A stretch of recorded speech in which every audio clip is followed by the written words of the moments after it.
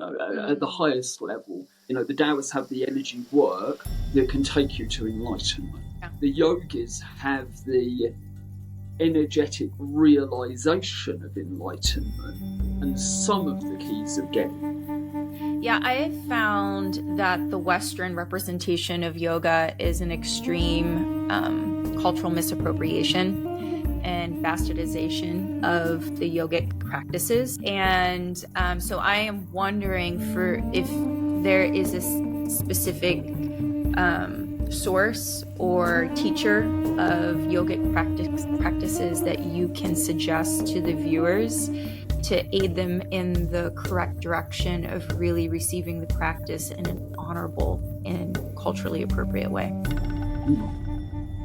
Yeah. I would go a little bit further, and I would say that actually the yogic tradition, for the most part, inside of India as well as outside of India, has lost its root. It's 99% of practice anywhere in the world is not part of that original Himalayan yogic technology. Most of the traditions that have been passed to us are a extrapolation of the third step of Patanjali's Ashtanga yoga system, focusing essentially on asana and on pranayama. Mm-hmm. And even within the Patanjali system, that's not the whole system. And the Patanjali system is still not the tantric aspect of Hatha yoga. Today I have the pleasure to delve deep into mysticism with shaman and mystic Paul Diamond. Paul is not only an initiate in a wide variety of mystical and spiritual traditions, he has also kept a foot in the 3D world through his bachelor's in the study of Chinese medicine and acupuncture, as well as a master's degree in the study of mysticism and religious experience from Canterbury University of England. Paul's work in plant medicine is expansive, as he was initiated into the Ayahuasca tradition by English shaman Peter Aziz, Don Agustin Rivas of Peru, and Don Lucio Pandoro of Peru. You can find Paul in Pisac, Peru, at his retreat Tantraya, where short-term and long-term residents can learn Qigong, meditation, yoga, amongst many other energetic movements prior to sitting for plant medicine. I'm very excited for this conversation. Paul is an incredible wealth of information. So without further ado, Paul Diamond.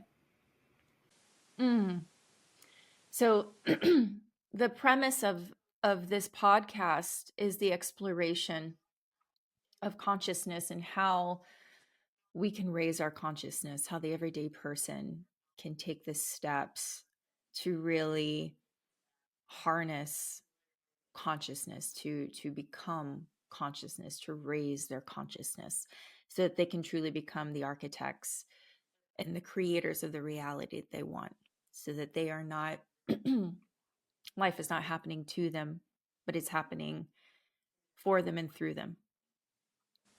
And with your background in mysticism, your degrees in all these numerous beautiful modalities that support our bodies in healing and raising of the vibration, what are the most important components or actions that one can take, in your opinion, to facilitate the raising of one's consciousness? Well, I perhaps I would have a slightly different take on it. I would say that fundamentally, consciousness cannot be raised. It can be experienced, and it can be, you can open to it more, but in and of itself, it's, the kind of the background radiation of the universe, something like this.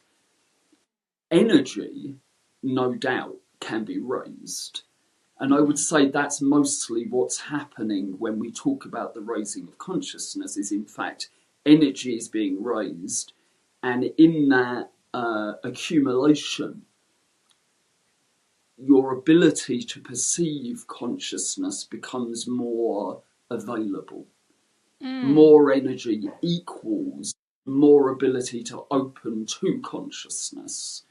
Limited energy, limited awareness of consciousness. More energy, more awareness of consciousness. Now, in that, there are very clear models of how to go about that process. You know, the mystical traditions of the world have this as their major subject matter. That's what they are interested in. Is really the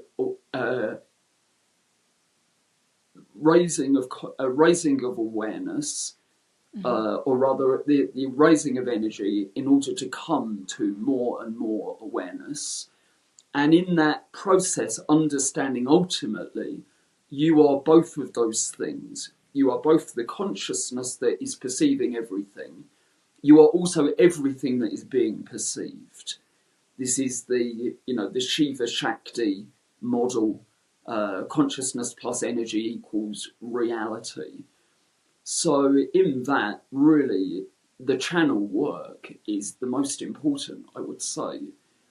There are other aspects. I have a very holistic view of practice, meaning that we really need to have all kinds of things coming into balance with each other.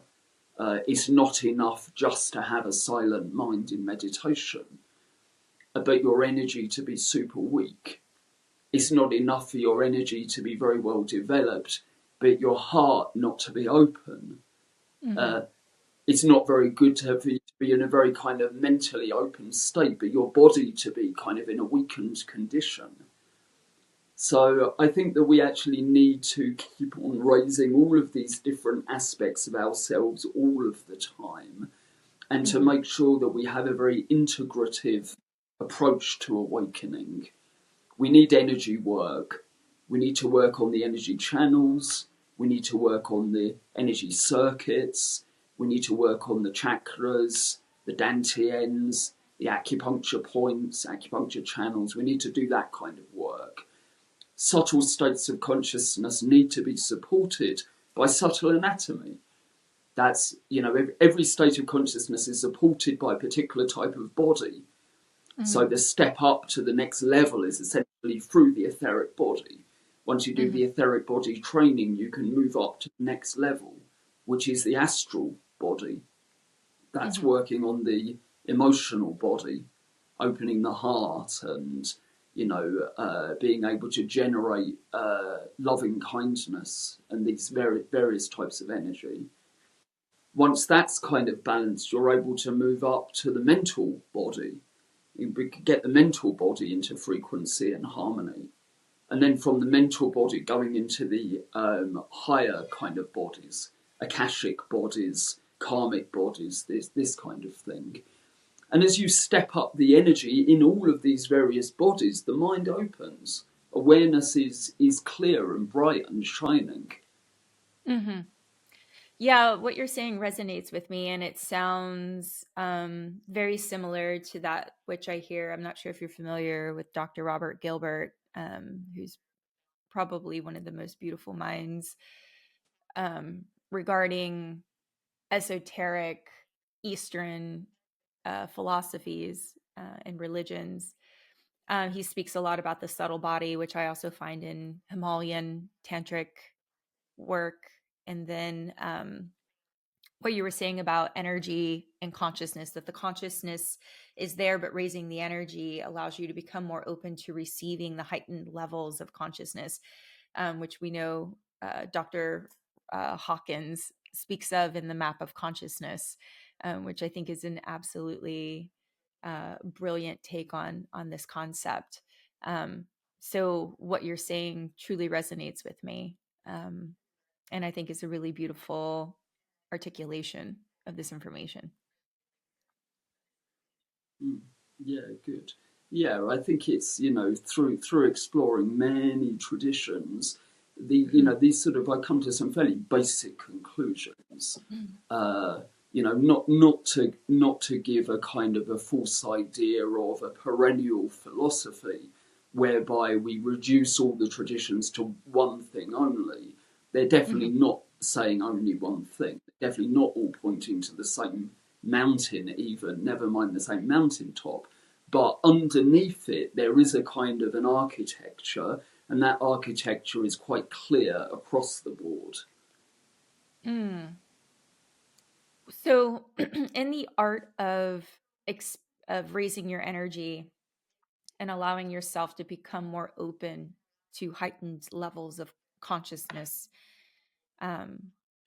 what are some steps for individuals that they can take at home before they end up working with a practitioner, before they, end up taking the steps to work with a coach, or, to immerse themselves in one of the numerous modalities that can truly support them in moving forward deeper?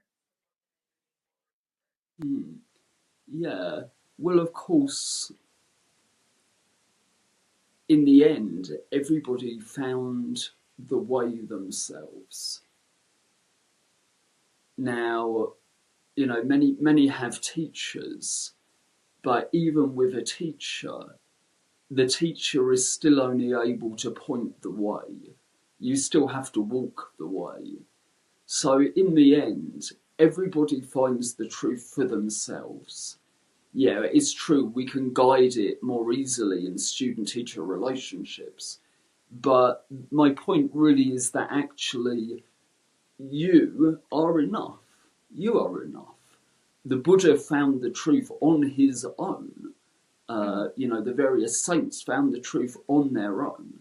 So whilst practices of a very kind of formal nature can be useful, it's good to remember that in the end, all that's really needed for full awakening is you, is your body, your mind, your breath, your energy.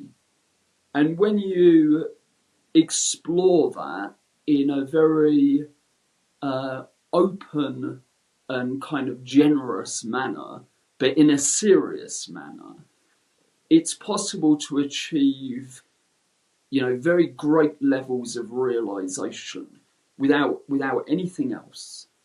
Not even necessarily a kind of a practice structure, other than observe the mind and see what it is, other than observe the breath and see what it is, other than observe the body and see what it is.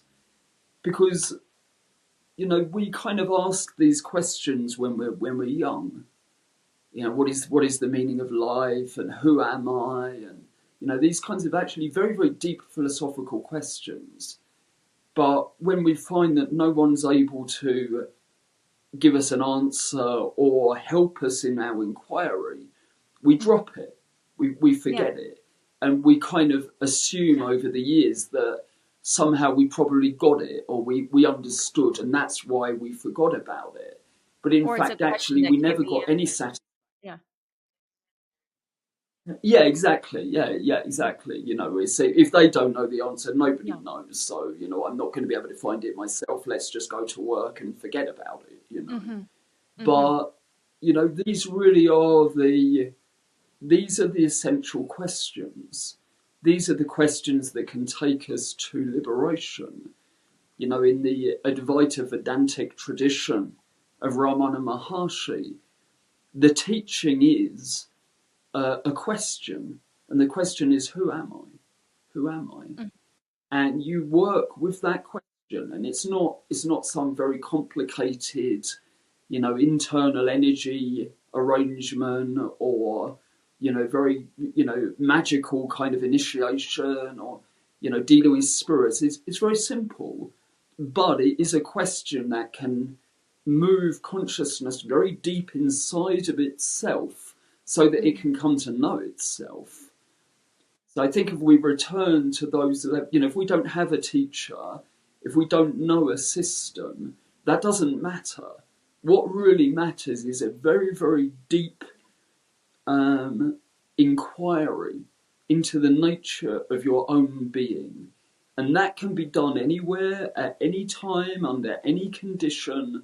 It's not conditional. It doesn't need this. It doesn't need that. You just sit down and you go, I've perhaps taken myself and my understanding of self for granted. Now let's just stop for a moment and just look very clearly and see, what is this? What is this sense of I within me? What is the me in that sentence? Where does the mind come from? Where does the mind return to? Where does the breath come from? Where was I before I was born?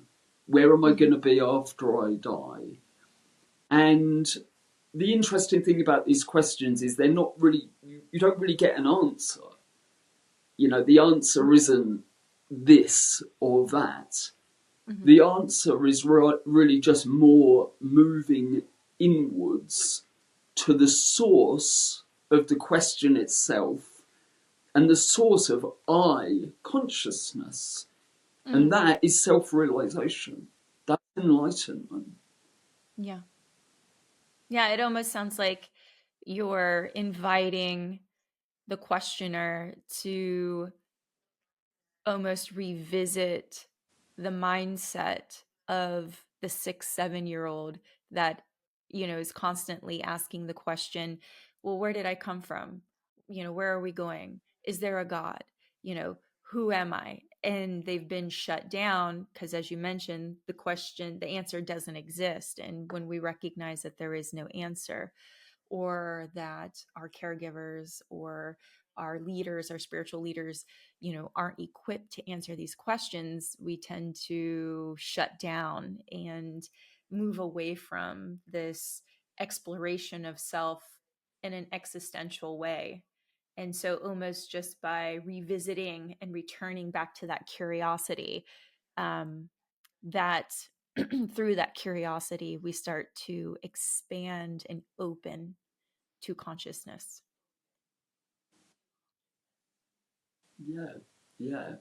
The Buddha, when he was, a serious seeker, he went, to everybody, and he learnt this practice and studied with this person, and realized actually after all of that training, and he had lots of experiences. He describes the kind of experiences that came up, but he essentially says that they're not satisfying, or they're not ultimately satisfying.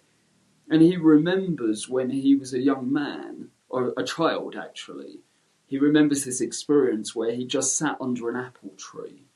And sitting under this apple tree, he kind of goes off into this kind of enlightened trance state. And he kind of flashes on this much later in life and remembers that experience and basically says, what was I doing? What was I doing when I did that? How could I get into that, that condition? And he realizes actually he wasn't doing anything. It was in the not doing that the realization really came, not in the pushing, not in the trying, not in the demanding, not in the grasping, but in the letting go of grasping. Then everything just opens. Last summer, I had an experience, and I've had this more than once, but last year was probably the largest and most moving for me. But I've had a spiritual moment of oneness, of almost, and I've talked about this on podcasts that have wanted to interview me about it. But the first time I had it was in a near-death experience, and then I've had little micro moments of it. And then last year was this huge moment of almost feeling my vibration was so high that it felt as though I was in another dimension, and time literally did not exist in this moment where I was. And I've explored over and over, what happened? What did I do to allow myself to enter that state? And I wasn't meditating. I wasn't preparing my body. I wasn't fasting. It wasn't, after an ayahuasca retreat. It was literally sitting in my car, reading a book, waiting in a long line to cross the Canadian border. So it was in one of the most unpredictable moments. And as I'm continuously exploring, because there's a part of myself, the ego, who wants to do it again, to go back to that, I realized I can't control that. I can't enter into that state. That I was able to enter that state by letting go of certain things in that moment. I had let go. I had had a huge consciousness shift. And so when you bring that up about the Buddha, I find myself doing that as well. And, you know, it's amazing. The ego wants to be able to replicate, right? It's almost like chasing the dragon of, you know, of an experience. And it really is quite remarkable that as we let go of things, you know, we keep thinking in spirituality that we have to keep adding in order to expand our consciousness. But what I have come to learn in my experience, it's actually about letting go of. We've added enough, too much in most cases. Yeah, absolutely, absolutely. And I think it's a really kind of unfortunately missed aspect of engagement with spiritual traditions is, unfortunately, it becomes another commodification. It becomes another addition to the ego, especially when it comes to the more exotic traditions, you know, with the robes and the beads and, you know, all of this. It is a big thing. You know, the ego loves it. It's going to use whatever it can to build self-identity. And spiritual self-identities are really great for it. They really like it. You know, it's a kind of a big ego boost. And if we're using the tradition in any way incorrectly, in other words, if we're using it to build and not to take away, not to teach us to let go, every step we take within that tradition is moving us in the wrong direction. Every step. We sit down for meditation, this is wrong, because your primary orientation, primary intention, your primary understanding was wrong. So every step from then on is going to be incorrect, unfortunately. So yeah, it needs to be done in a very careful way. And of course, again, you know, unfortunately, we don't really have teachers anymore, or at least let's say they're few and far between, and the ability to have a relationship with them is quite difficult for the most part. So we take a bit of this from the internet, we take this practice and this from this tradition, and you know, we kind of build it ourselves.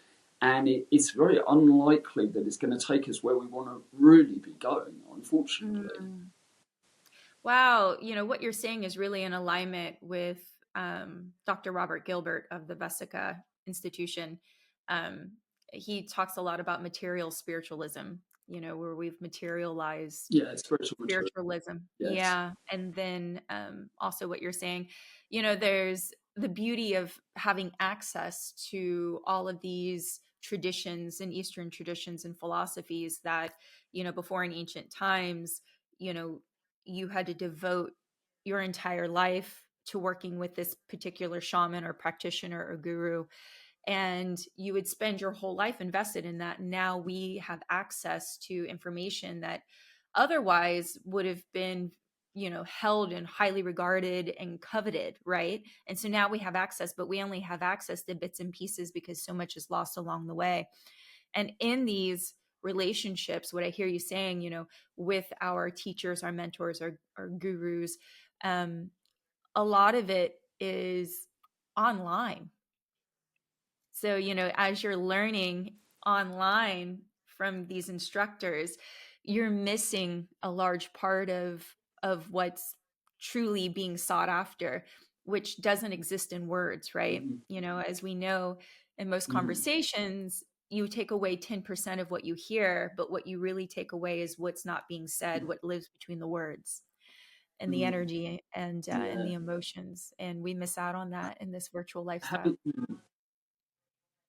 mm, having said that, though, actually, if the teacher is of a high enough level, the internet and internet transmission works just fine. Works Okay. just fine. I've sat at the feet physically of some very high beings. And I've also worked online now with some very high beings. And actually, in those very high level kind of transmissions, very little to nothing is lost. Oh, wow. That's beautiful. That's good to know. Yeah. Yeah, I mean, obviously the COVID was a disaster for everybody in one way or another. But what the beneficial side of it is it pushed many teachers who would never have gone online, and it's a renaissance. It's an extraordinary period of time to be engaging with spiritual studies. Really wonderful. Yeah, I agree with you. I agree with you. So I have a question regarding, with you're involved in many different modalities that work with energy levels, from Qigong, Tai Chi, yoga, Kundalini yoga, acupuncturist, Thai massage. I also saw that you work in Tantric, Yogic, and Taoist, Sufi mysticism. And my question, so I have quite a few clients in my practice who are trying to work with the heightened energetic levels of ADHD or ADD. And they find meditation to be difficult. I have my own practice around aiding my clients with this particular heightened energy level. But I'm very curious if you have particular modalities that you tend to recommend or to find work really well with people with that type of heightened energy. Well, I think, well, firstly, let's address something in what you just said, which is a fundamental error in the understanding of meditation. Is when somebody says to you, I can't meditate, my mind is crazy, that shows you that they don't understand the point or purpose of meditation. The point or purpose of meditation is not to enter into a state of stillness. Stillness may arise as you continue with the practice of meditation, but it's a side effect. It's not the goal, and it's not something that is expected to be there for a very long time. So firstly, advise your clients that the nature of meditation is not the way that they think it is, and to persevere. What we want to do in meditation is create a space of open awareness. That's it. You open your awareness to experience whatever is happening within your 20 minutes or half an hour or hour-long meditation. Now, whatever takes place in that, as long as you are aware that it took place or that it is taking place, you are in the condition of meditation. The condition of meditation is the condition of awareness. If you are in awareness and awareness of, you're meditating. So if you notice your mind is insane, great, you're doing really well. You're a great meditator. You are now aware that your mind is crazy. Of course, your mind was always crazy, but now you know that your mind is crazy. Congratulations, you have opened to understanding. You've opened to reality. You've opened awareness. You're aware of something that you weren't aware of previously. If your emotions are all over the place in the meditation, and you are aware that your emotions are all over the place, very good. You're meditating very well. You've understood that the purpose is to notice, purpose is to be aware. Now, what that generates is a kind of generosity and a type of compassion. The generosity is, I'm going to accept what is happening now, just as is. I'm not going to add any story to it. I'm not going to take anything away and kind of gaslight myself and say that's not happening. It's happening, but you don't need to feed it or add to it. in any way. And it's compassionate in the sense that you're accepting, again, you're allowing it to be as it is, without judgment, without condition, just as is. And that, taken out of the formal meditation practice, becomes the vehicle for liberation, because then you are open. You're in this sky-like mind state whereby what arises in the mind is irrelevant. It's like the sky has clouds coming and going, but the sky's unaffected. The sky has thunder coming and going, but the sky is unaffected. But that kind of radiance, that kind of openness is what you're looking for. Now, of course, there are other types of meditation that have other purposes. Generation of energy, circulation of energy, and concentration on objects, and, visualization, or whatever it may be. But fundamentally, when we say meditation, that's really what we want to be kind of orientating our clients towards, is that understanding. And in that, mind definitely does become soft, mind does become quiet. But if you think you're there to get quiet and the mind isn't quiet, you've just created a condition of battle, a condition of warfare. That's not going to bring peace. But in the acceptance that the mind is as it is, energy is as it is, emotions are, in that acceptance, that is the freedom. That's where we find the liberation. Yes. So we're very much in alignment there. And that is very much the guidance that I offer my clients. My background is also in Himalayan tantric meditation. I think where I'm going with this question is more in terms of not so much the mind chatter, but it's more in the ability to sit still. And so there's an abundance of energy. Yeah, And we're talking about a demographic yeah, of people that as they're sitting and talking to you, they're tapping their hands or moving their legs rapidly, right? And I noticed with yeah, your expertise in Qigong and Tai Chi, if there's a specific practice that you recognize is a great yeah, precursor to meditation in terms of moving energy outward and having a yeah. different relationship with that energy. Yeah, yeah, definitely, definitely. And actually, and of course, actually, fundamentally, of course, sitting meditation is again it's only one type of meditation. If they really have trouble sitting still, try standing meditation. A very powerful practice, very powerful practice. You can't stand still. Okay, now try moving meditation. Try a type of Tai Chi that isn't particularly martially orientated, for example. Try Qigong, for example. All of these practices are designed to kind of, be utilized in movement, but to take us into stillness. The one of the Daoist principles is in stillness, i.e., sitting or standing. In stillness, movement is generated. Movement starts moving inside the body. And the other principle is in movement, stillness arises. So if they can't sit or stand still, get them to move, but hold the attention very, very still inside the system. This can be done by people with ADHD and these kinds of neurodivergent conditions. However, fundamentally, I would say Qigong. Qigong is brilliant for people of this condition. Acupuncture, very, very useful, actually.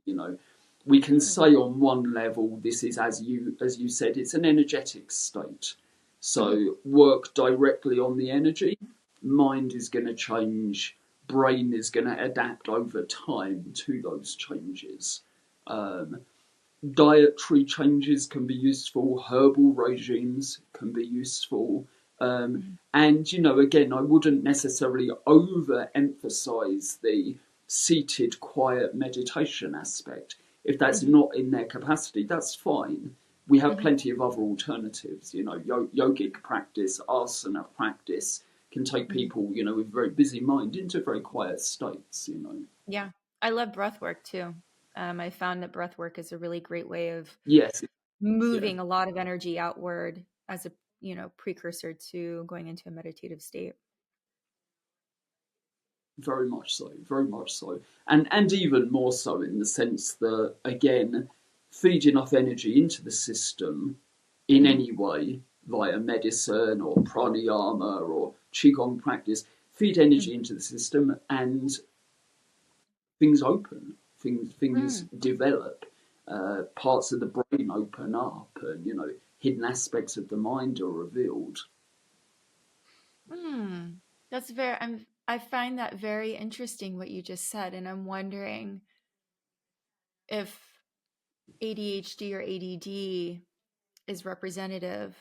We see it as an abundance of energy, but if it is actually a lack of moving energy inward, if moving more energy inward would actually balance out this abundance of internal energy. It definitely can do. In everybody, the channels are blocked. And that, and again, it doesn't really matter if you've done, 10 years of asana.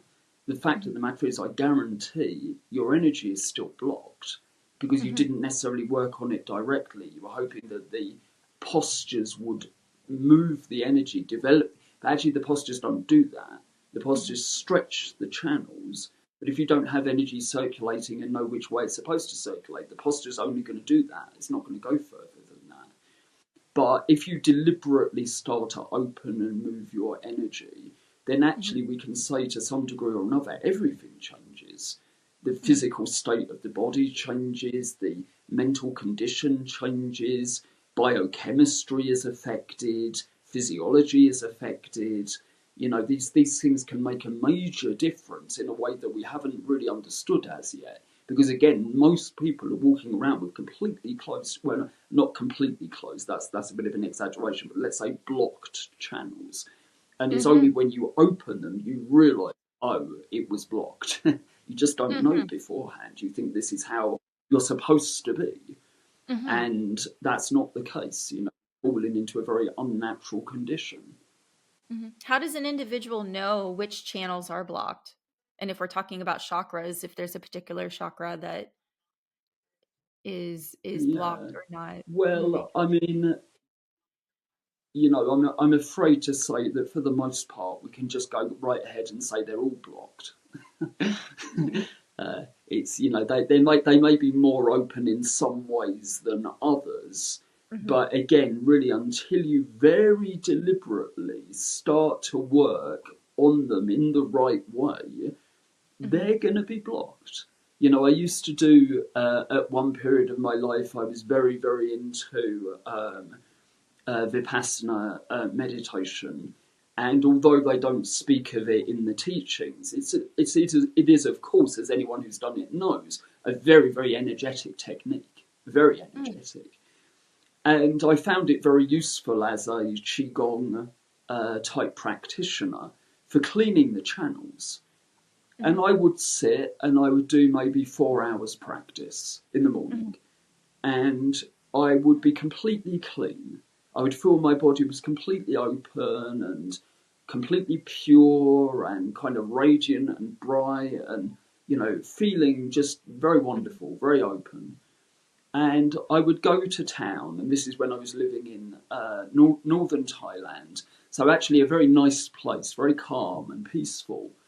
And I would go out and I would have a cup of tea on my own, and I'd read a book, and I'd drink my tea, and I'd go back and start practicing again. And immediately I would notice, oh, I'm blocked again. Now, not completely, of course, but I noticed the gunk. I noticed there was a kind of a heaviness in the system, that the energy channels felt like they were closing up a little bit. And it would take this constant work for a certain period of time anyway, to keep the channels open enough that they would remain unaffected in those kinds of.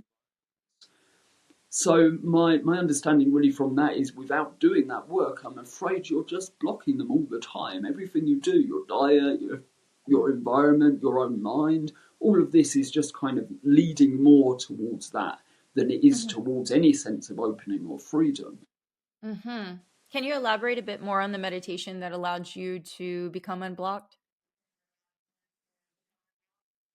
Uh, well, in those days, again, I was working with Vipassana, Okay. insight meditation, particularly as taught by G.N. Goenka. Um, Mm-hmm. but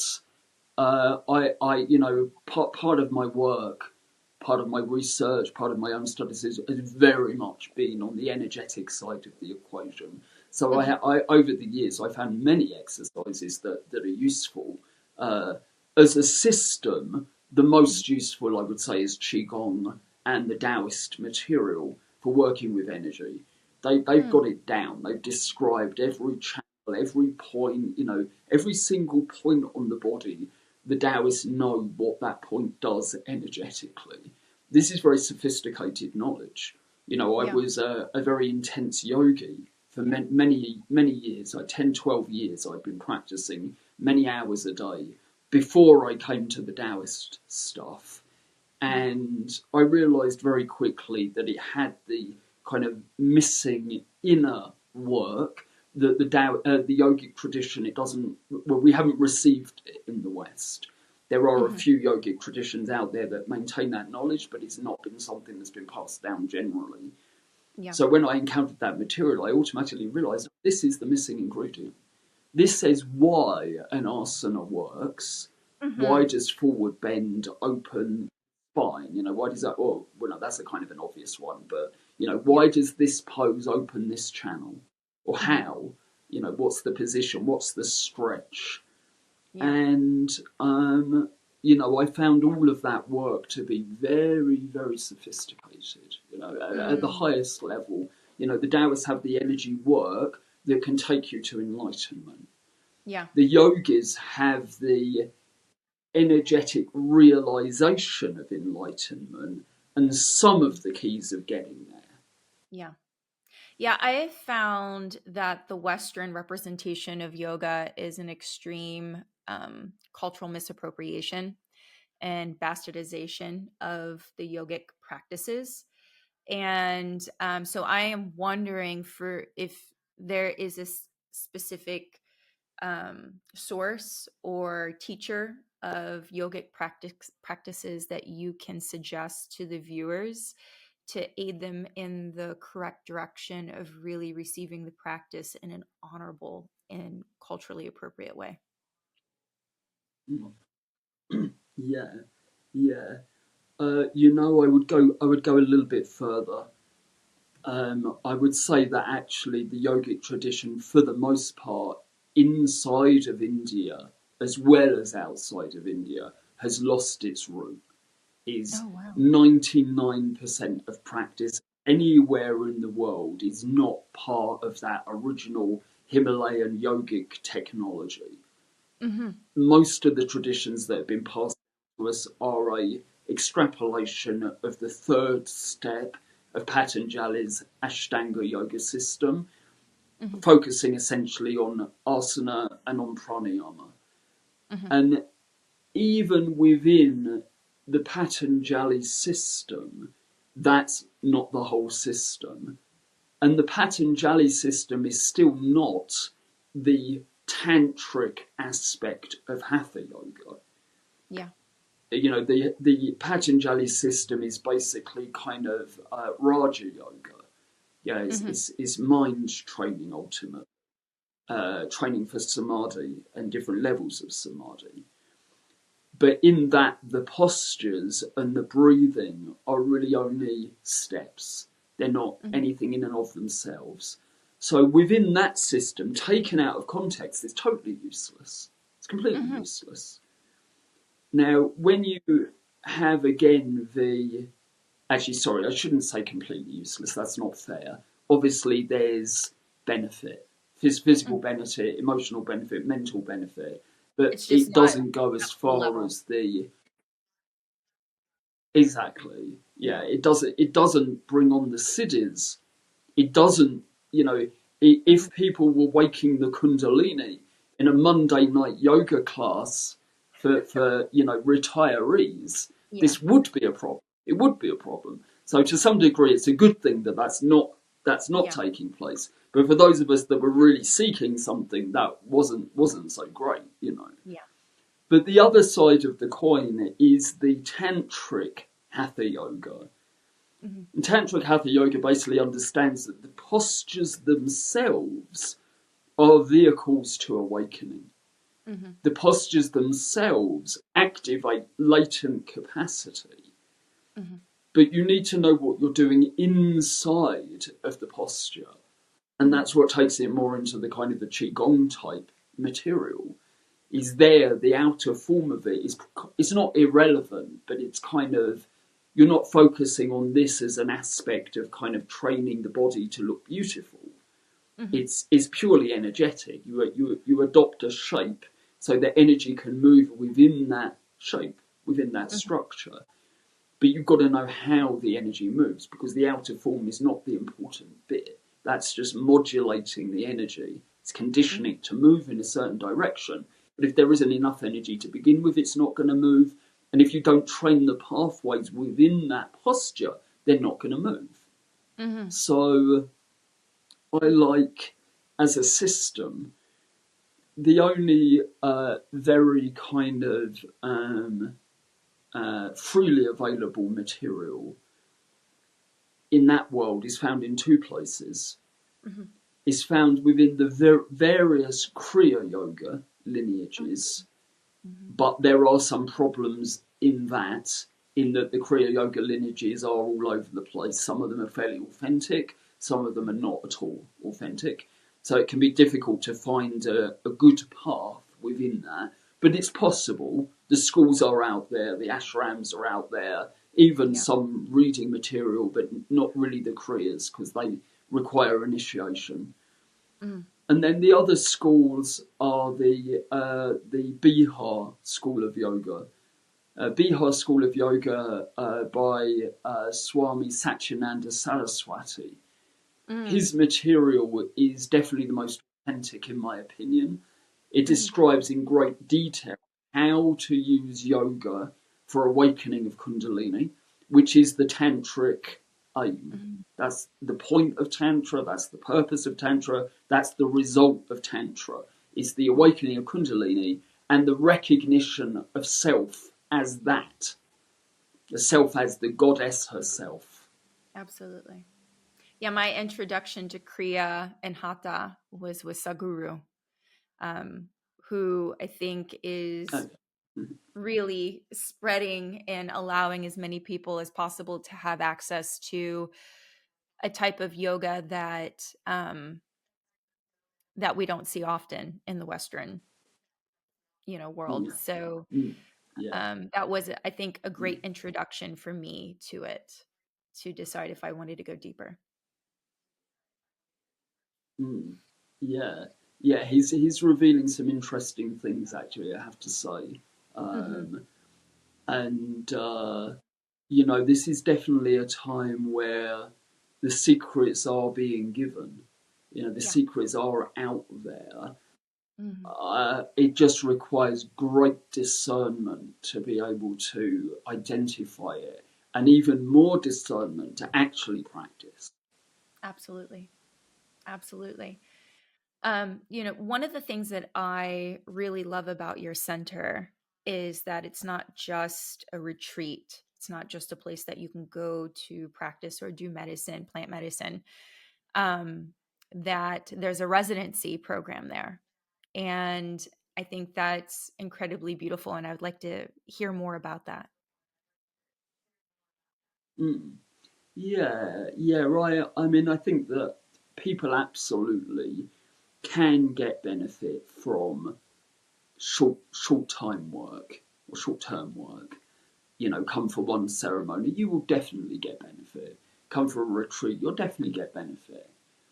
But of course, if you stick around and train, you'll get more benefit, essentially in accordance with how long you stick around for, because, teachers have a lot to offer. Perhaps the students initially don't really understand how much a teacher knows.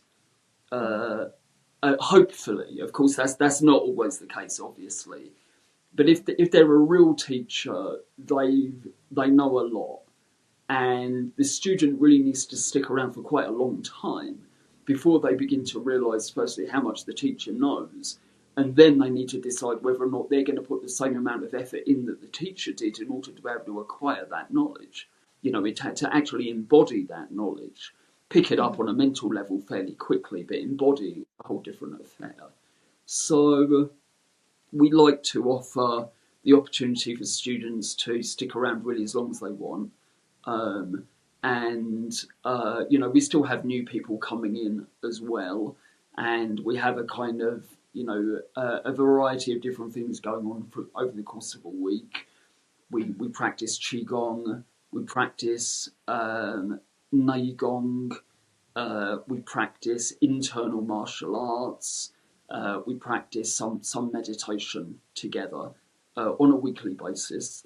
And most often we're also doing a ceremony every week as well.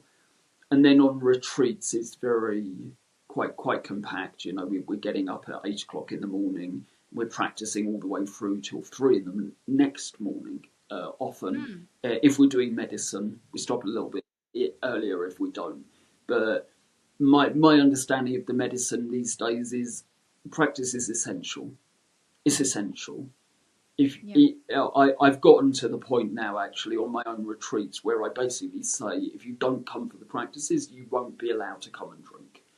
Oh, I think love if you're not mature, it's really I've seen some silly stuff over the years. Medicine on its own is not only not enough, it can be potentially not good. Let's say inflames the ego, megalomania, attachment to phenomenon, all kinds of things that really aren't helpful for long-term spiritual growth. Absolutely. So the practices are there to kind of balance all of that out for me. And also, you know, I noticed very early the relationship between the energy body and the medicine. And I realised that without training the energy body, the medicine can never really go anywhere. Now, that's not to say you won't see things or have vision. Yeah, you will. But are you going to be able to maintain any of that heightened energetic state afterwards? No. You didn't build the container for it. Are you going to be able to use it as a jump-off point to a higher level? No. You didn't build the foundation. So I encourage all my students and people who come to do fairly specific energy work, build the channels, build the centers, and then when you go back into the medicine, you will notice automatically, A, it's easier, not so much discomfort, not so much difficulty. B, afterwards, you don't come down as far. And C, over time, you can begin to use it as a step ladder up the spectrum of consciousness. Oh, I absolutely love this. I love that you're talking about this. I have quite a few medicine practitioners, facilitators, shamans in my world, and you're the only individual that has emphasized this and articulated this, and I wholeheartedly agree. And, you know, I would even say, you know, as a coach who works with individuals who come out of plant medicine to help with integration, which tends to last anywhere from 3 to 6 months, working on particular areas, that I have found people who are doing the energy work prior to help support the subtle body in receiving the expansion, this information and knowledge, that they require less integration work afterwards in terms of a coach or you know, to support them and help them in integration and embodying, because the subtle body is prepared to receive this information and to integrate. I am just so excited to hear you say this, like so excited. Yeah, it's a missing ingredient. It's a missing Absolutely. ingredient. It's, you know, you know, long time ago, the yogic paths and the medicine work were integrated. then over time, for a variety of reasons, some of which are good and sensible, and some of which are not okay and are just downright wrong in some cases, led to these two paths diverging significantly. Now, it's not to say that there aren't still some medicine plants in Himalayan tantric yoga schools. There are. But as a broad kind of thing, no, of course not. Most teachers are anti-psychedelics or entheogens, or, they're not into these things. They think it's detrimental to the path, damaging even to the path. And the medicine people forgot the need for practice in relation to that. Yeah. So I very much see it as part of my work to bring well, all of the things that I do together, essentially. But this is a really, really big key. With the medicine work, with energy channel work, postures and things like this, the practices can feed the medicine, so the medicine is potentiated. Likewise, the medicine can move. See, the medicine has to move. Where does the medicine move? Now, obviously, some of it's in the blood and, in the physical structures of the body. But there's this whole other dimension of things. Yeah. On an energetic level. Is that through the energetic channels. Yeah. Exactly. When they're open, the medicine can flow freely.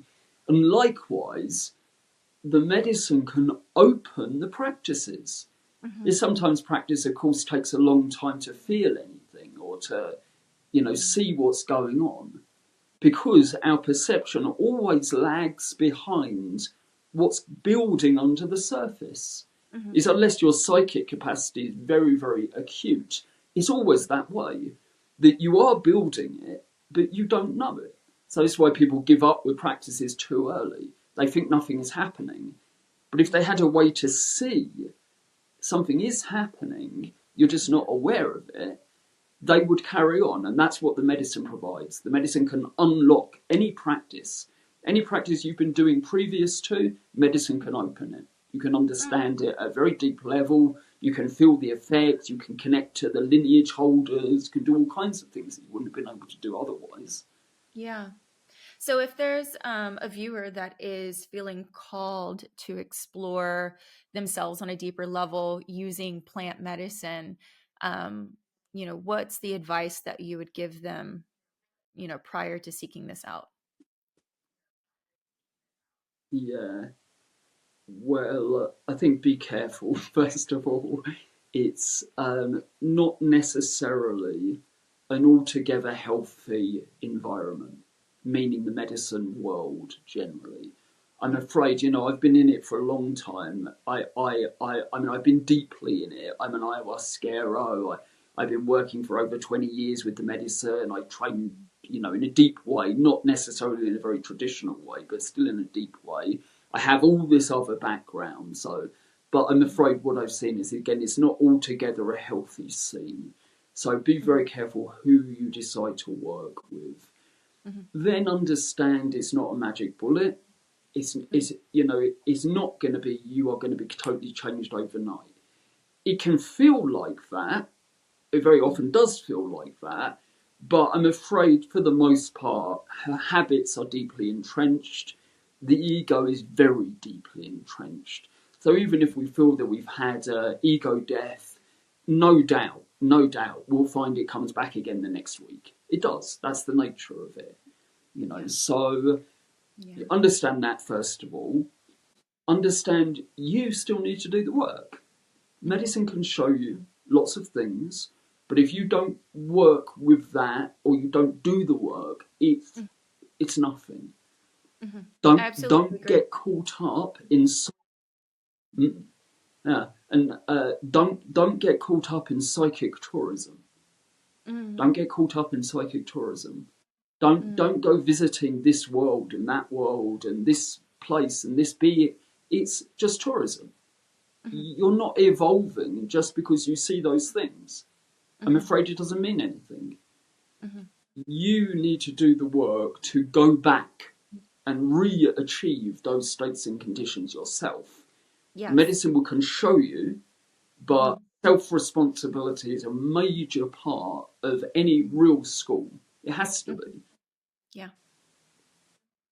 Yeah, I agree. Plant medicine has always been the light that illuminates the shadow consciousness, or illuminates the potential, or illuminates the self, the stories and the narratives. But when you come out of plant medicine, it's about doing the work. It doesn't just disappear because you recognize that you've seen on a hallucinogen that it's there, that it exists, or that you were able to explore Yeah, emotions that you had otherwise um, blocked or suppressed.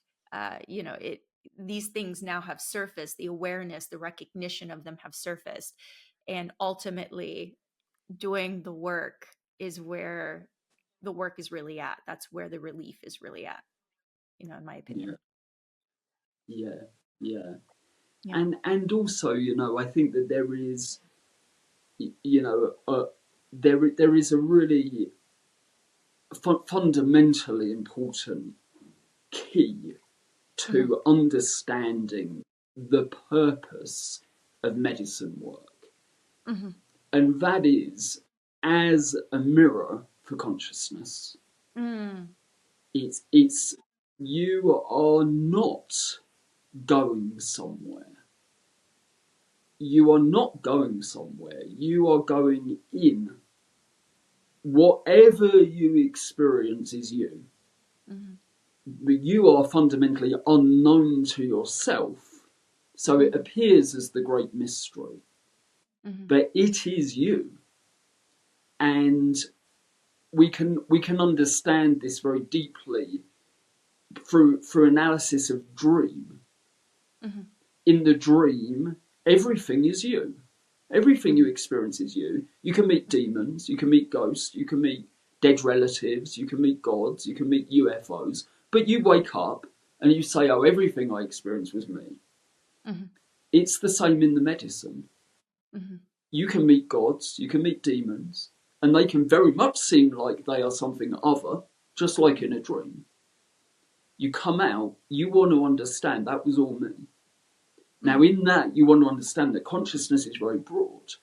You want to understand that the nature of self is basically vast, Mm-hmm. infinite even. You want to understand that you are the divine that experiences all things always. You want to take that medicine view and that view of dream, and you want to take it to two vitally important places. Firstly, into your daily life. You want to understand this is no different. Mm-hmm. You have no way of knowing it's any different. The only reason you say this is real and that isn't is because you've not woken up. As Mm-hmm. Buddha said, waking up means waking up to the understanding life is just like a dream. You haven't woken up, Yeah. you're not liberated, you're doing all of this within the dream. Yes. And then the second most important place, at death. You have to take this realization into the after death condition. Mm-hmm. Otherwise, you will objectify it. You Mm-hmm. will say, I went to heaven. In coming back from a near death experience, I went and saw my ancestors. I was in the ancestral realm. I saw heaven. I saw hell. I saw Jesus. I saw Muhammad. Mm-hmm. Yeah, because that's you. Yeah. You Yeah. are going inwards then also. Yeah. And when you see that clearly, that's liberation. That's Yes. freedom. Just like in a dream, when you recognize it's a dream, Mm-hmm. you get lucid. Well, Mm-hmm. at death, you get free. In Yes. life, you get free. In medicine, you get free. With Mm-hmm. that realization only. This resonates so deeply with me. I've been interviewed on a couple podcasts regarding my NDE, and my understanding, when I've had these spiritual moments of oneness that almost feels as though I've encountered heaven, my articulation of this experience is, and when I came out of this experience, I came with an abundance of information that I did not have prior, through the NDE and through these experiences of oneness, the information that I keep coming back with is that experience of heaven, that experience of the afterlife is all within me.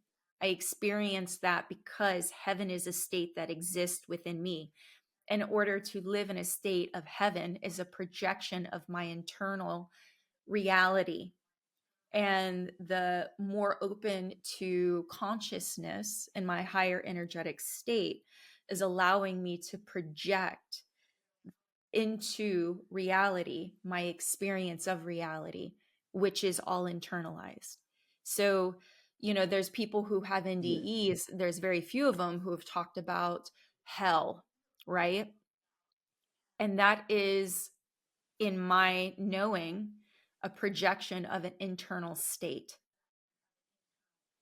And our experience of mystical events are, all of us have the capability of having these experiences because they live within us. Dimensions live within us. They're not this external plane that we're entering. All of this, the universe is within us. And, that's not something that came to me from a book. That was a knowing that I was able to bring back with me in my NDE and through my accounts of oneness. And then when I'm, encountering someone like yourself, who is very well versed on the different Eastern ancient philosophies, and I'm seeing this information mirrored back, it is a resonance of truth for me.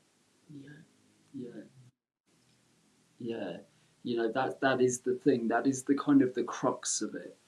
Is this subjective and objective relationship that we've taken up in regards to everything. See, we're even subject object with our own mind. We're subject object with our own body, subject object with our own breath, subject object with the world, obviously. And we do it all the time. And when we talk about dualism within spiritual teachings, in contrast to unity, that's what we mean. Right there. The moment you recognize anything as other than self, you've moved away from oneness. Yeah. And now you're practicing dualism. Yeah, exactly. And habitually so, addicted to dualism. Yeah. It's so, again, even inside, outside, even that dichotomy, even that separation, that needs to go, because that's also a false idea. There's no inside, outside. There's just this. It's just oneness everywhere. Ooh, I'm getting goosebumps. I'm like, oh, this resonates. Paul, God, what a great conversation. I feel like I could be on here for, 3-4 hours with you. I really would love to have you on again and deeply explore and go further into the conversation around plant medicine and non-dualism. And so I'm really hoping that that's something that we can do in the near future. I'm wondering, as we start to close on this, is, do you feel complete, or is there anything that you feel that you'd like to, espouse upon or expand upon or touch back on? Don't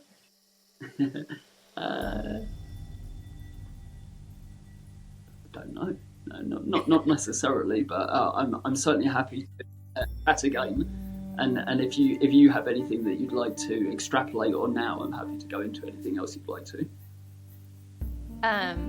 Well, for time's sake, I'll close this one out. But I have so much that I would like to speak with you, so I would very much like to do this again.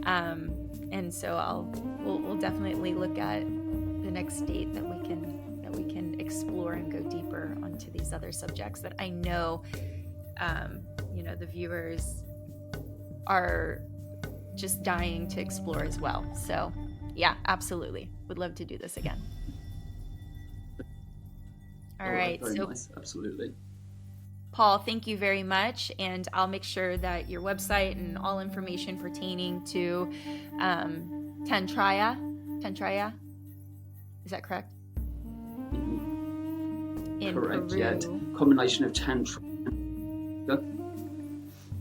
Wonderful.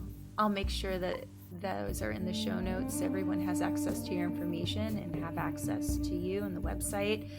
And so they can learn more about you and learn more about the residency or the retreats. And I am looking forward to visiting you myself when I am visiting our mutual friend there in Peru in the next few months. Very nice. Good. I look forward to it. Okay. Thank you so much, Paul. Thank you very much. Have a lovely day.